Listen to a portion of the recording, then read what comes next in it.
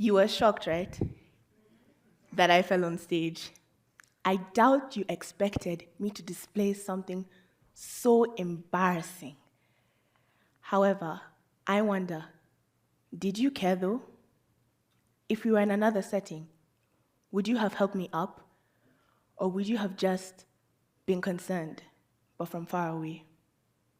I hope that all of you cared, because caring is an act of compassion.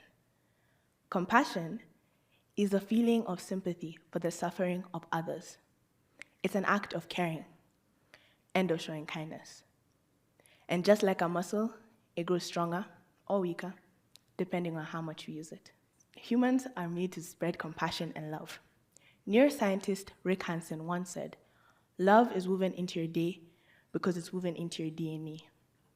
So, why is compassion disappearing? Today, I'm going to be talking about compassion because it isn't just a feeling. It's an action that has the power to change our communities. In a world full of problems, big and small, from natural disasters to tripping and falling in front of your crush, life throws obstacles at us all the time. But recovering from them is always easier when someone lends a helping hand. It could be a friend who listens to a neighbor who buys you food. Here's the problem. Studies from the Cambridge University Press and Assessment to the Charters of Compassion say that compassion is disappearing. Think about it. Haven't you seen on social media a current trend of people being injured? Sometimes a friend, sometimes a stranger. If it's a friend, of course you're going to help them. But if it's a stranger, it feels so far away, detached. So you care for 1 second and then move on. It doesn't mean that you're uncompassionate. It just means that you're overwhelmed by suffering on a large scale. Think about it. When haven't you seen families on social media begging for help? Or haven't you drove past a bunch of homeless people on the road? These moments are everywhere. But despite them being so often, we hesitate, scroll past, and look away.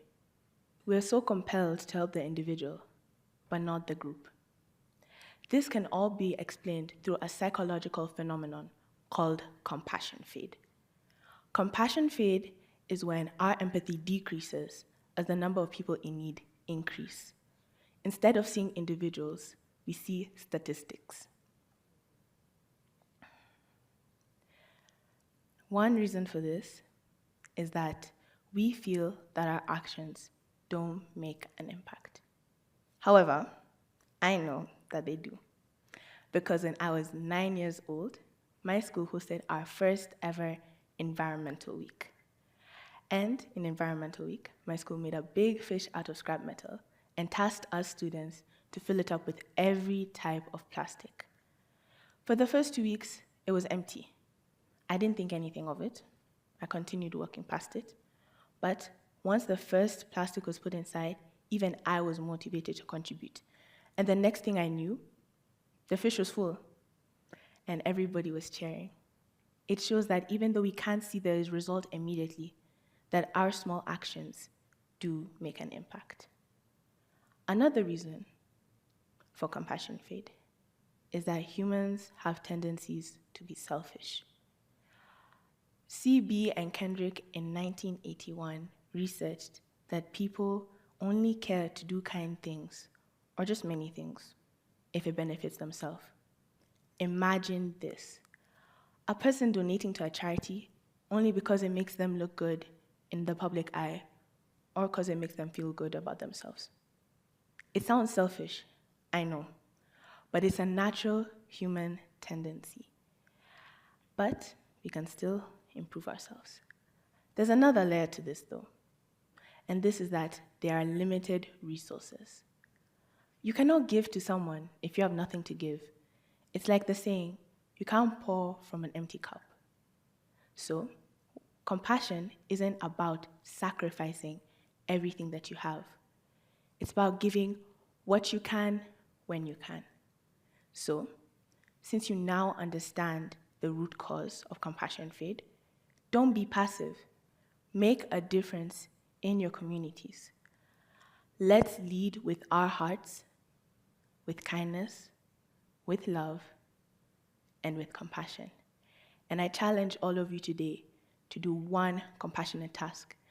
It doesn't have to be grand. It could be holding a door open for someone, smiling at a stranger, or checking up on a friend.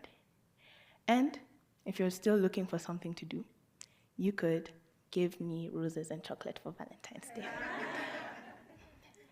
Thank you for listening.